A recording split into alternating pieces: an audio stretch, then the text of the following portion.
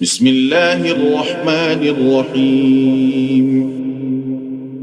سبحان الذي أسرى بعبده ليلا من المسجد الحرام إلى المسجد الأقصى الذي باركنا حوله لنريه من آياتنا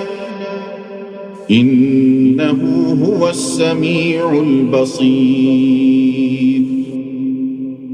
وآتينا موسى الكتاب وجعلناه هدى لبني إسرائيل ألا تتخذوا من دوني وكيلا ذرية من حملنا مع نوح إنه كان عبدا شكورا